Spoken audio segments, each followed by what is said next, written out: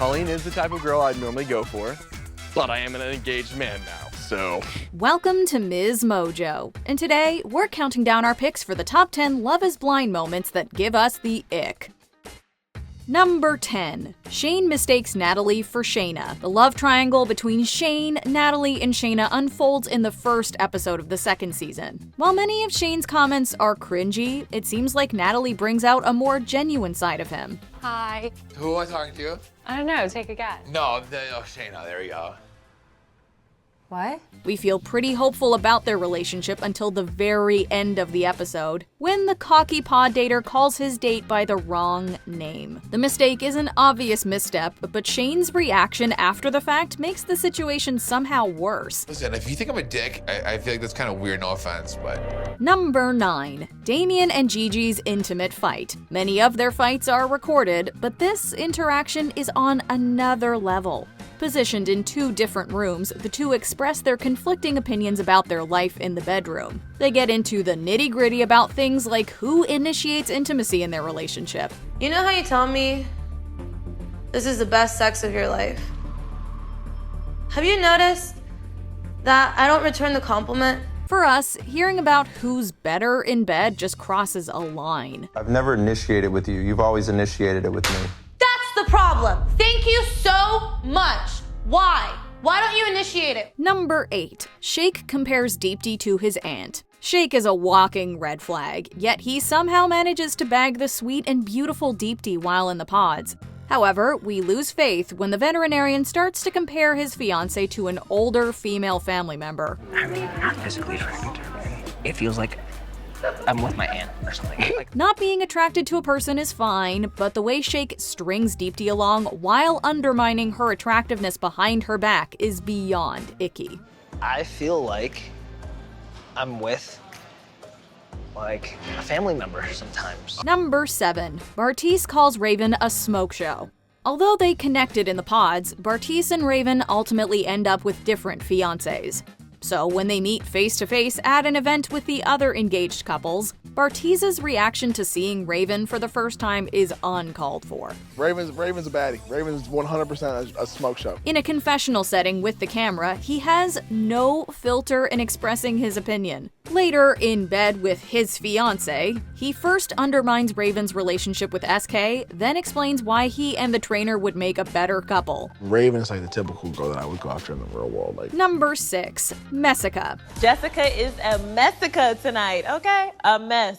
One of the biggest players from season 1 is Jessica. She's the source of a lot of drama, mainly thanks to her pursuit of Matt Barnett despite his and her respective fiancés. She also spends much of the season with a drink in her hand, often indulging. However, her behavior under the influence is insanely cringeworthy. I know you, baby. I know you. We still can't believe she responded to Amber's threats by kissing her on the mouth. Number 5. Shayne being Shayne.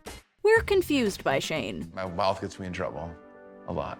His confidence borders on arrogance, which can get rather distasteful, but most of the time it's harmless. He can be sweet at times, like when he meets Natalie's parents. However, every time we start to come around to the reality star, he says something weird. Are you wearing that red dress for my mom? Sometimes he implies something sexual when it is very much not appropriate to do so. Other times, he just gives way too much info. All right, I'm gonna take it number 2. I'll see you guys later. Number 4. Bartis and Nancy's intimate bathtub conversation.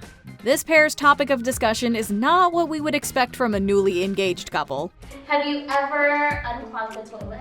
The question isn't completely hypothetical since Nancy reveals she's been in that situation before. Like one time I didn't have a plunger and there was a situation, I was like, I need this to go down, like can this wad of toilet paper go down with extra shit? Number 3. Matt gets aggressive. A common trigger of the ick is dating red flags. How was the little conversation with Cole at the pool party? Matt's reaction to his fiancée having a conversation with another male cast member is as crimson a flag as they come. After getting engaged to different people and leaving the pods, Cole approaches Colleen and takes part in some light flirtation. Colleen's fiancé, Matt, however, is threatened by the interaction. He gets verbally aggressive with Colleen and follows her after she expresses a need for space, threatening to end the relationship. You're gonna tell me you love me and shit like that, but f*** me, right? I writing for you. What are you talking about? What are you talking about? Number 2. Shake asks about weight. From the beginning of the experiment in the pods, he tries to not so subtly determine his date's body sizes. But, will I have trouble picking you up? He fails to demonstrate growth throughout the series and justifies his poor behavior at the reunion. Together again with his castmates, the veterinarian doubles down on his perspective, justifying his superficial taste in women. I'm a tell-all. I'm gonna just say what everyone's thinking at home. Number 1. Andrew's experiences. This conversation makes us uncomfortable. He articulates his sexual experiences in a way that definitely qualifies as TMI. So the girl that I dated in Bali, 41-year-old lady, she had a lot to teach me. A lot of that was around sex. That was my first experience doing orgasmic pleasure. Andrew says it's Nancy who needs a teacher, but truthfully, we think it's he who could benefit from a lesson in dating. Yeah, I think you need a teacher or someone to sort of open your eyes to awaken you to this.